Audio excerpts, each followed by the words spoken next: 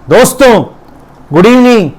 अच्छा भाई, मार्केट में दोस्तों कहीं ना कहीं एक गिरावट देखने को मिली है। भले ही डाउ जोन्स यूएसए मार्केट अच्छा रहा है, लेकिन हमारे मार्केट में थोड़ी सी गिरावट रही है। तो अब आगे क्या होगा? सबसे पहले दोस्तों हैप्पी इंडिपेंडेंस डे, भारतीय स्वतंत्रता दिवस की ढेर सारी आपको शुभकामनाएं दोस्तों। अब डिस्कस करते हैं मार्केट के बारे में कि क्या होगा। सबसे पहले दोस्तों सबसे इंपॉर्टेंट है मार्केट यानी निफ्टी यानी इंडिया विक्स वोलेटिलिटी इंडेक्स, जो कि लगभग 15.5 के आसपास है, मेरे ख्याल से 15.4 है इंडिया विक्स वोलेटिलिटी इंडेक्स। अब आगे क्या? देखिए निफ्टी का परफॉर्मेंस काफ़ी बेकार रहा था कल के सेशन में, बिल्कुल टाइम पास था, कुछ नहीं था, बिल्कुल ही आप कह सकते हैं सीधी भाषा में तो बहुत ही बोरिंग सा सेशन था। लेकिन अब आगे क्या? देखिए अब आगे जो है 24,100 एक इंपॉर्टेंट टेक्निकल लेवल है, इसके ब्रेक होने पर थोड़ी गिरावट हो सकती है। और निफ्टी हमने पहले भी डिस्कस किया था 23,950 से लेके 24,000 तक के लेवल को दिखा सकता है अगर ये लेवल ब्रेक होता है। 24,100 का लेवल अगर ब्रेक होता है तो। और तेजी का लेवल क्या है?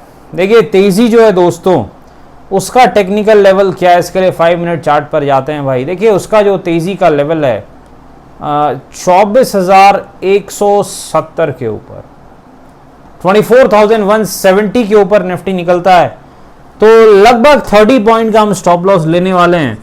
और टारगेट हमारा पहला क्या रहेगा? हमारा पहला टारगेट रहेगा 24,300 के आसपास, 24,300 के आसपास हमारा टारगेट हो सकता है। तेजी कब करनी है? 24,170 के ऊपर जब निफ्टी निकल जाए तभी करनी है।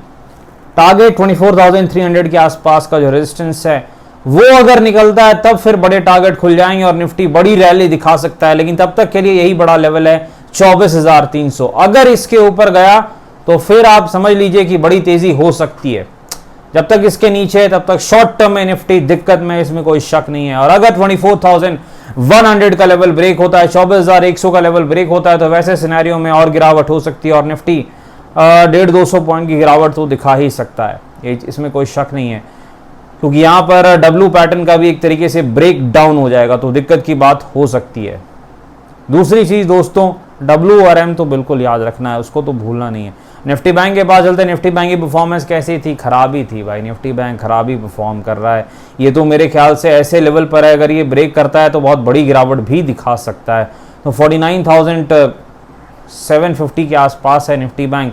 अगर 49,650 के नीचे जाता है तो और बड़ी गिरावट हो सकती है 400-500 पॉइंट की निफ्टी बैंक में।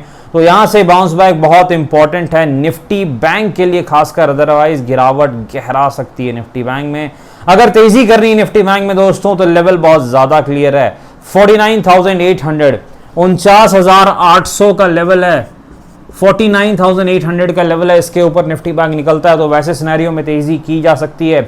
टारगेट कम से कम 400-500 पॉइंट का होना चाहिए दोस्तों। जी हाँ, 400-500 पॉइंट का टारगेट मिल सकता है। 50,200 से लेके 300 तक बैंक निफ्टी जा सकता है। यहाँ भी डब्ल्यू और एम पैटर्न काम करने वाला है। स्टॉक्स में चलते हैं। सबसे पहले डीवीज लैब के पास चलते हैं दोस्तों। डीवीज लैब में थोड़ी प्रॉफिट बुकिंग आ रही है, 4500 के आसपास सपोर्ट है। इक्विटास देखिए स्मॉल फाइनेंस बैंक जो था, इक्विटास बैंक में बड़ी गिरावट हो रही थी, लेकिन रिजल्ट्स आए तो रिजल्ट कुछ खास तो नहीं थे, लेकिन चूंकि इतनी बड़ी गिरावट हो चुकी थी इस कारण से थोड़ी बाइंग दिखी है। 75 के आसपास इसका सपोर्ट बन रहा है। मेरे ख्याल से 70-75 के आसपास ये बॉटम बनाएगा और फिर से एक रिवर्सल दिखाएगा और थोड़ी तेजी दिखा सकता है। आईडीएफसी फर्स्ट बैंक का भी सेम हाल है दोस्तों, बड़ी गिरावट देखने को मिल रही है। आईडीएफसी फर्स्ट बैंक में भी बहुत ऊपर से ये गिर रहा है, लगभग 100 के लेवल से गिर रहा है, अब धीरे धीरे सपोर्ट के नजदीक आ रहा है, हो सकता है अब एक बाउंस बैक दिखा सकता है। जी एंटरटेनमेंट के पास चलते हैं। जी एंटरटेनमेंट काफी अंडर परफॉर्मेंस दिखा रहा है, 128 अब इसका नेक्स्ट सपोर्ट है। जब तक ये 150 के ऊपर नहीं जाए शॉर्ट टर्म के लिए मजबूत नहीं होगा, क्योंकि ये बहुत ही वॉलेटाइल स्टॉक है और टेक्निकली थोड़ा कमजोर है। डिस्क्लेमर आपको पता है दोस्तों, वीडियो एजुकेशन पर्पस के लिए फाइनेंशियल एडवाइजर से बातचीत करके बाजार में काफी जोखिम है, थोड़ा ध्यान से काम करें। धन्यवाद।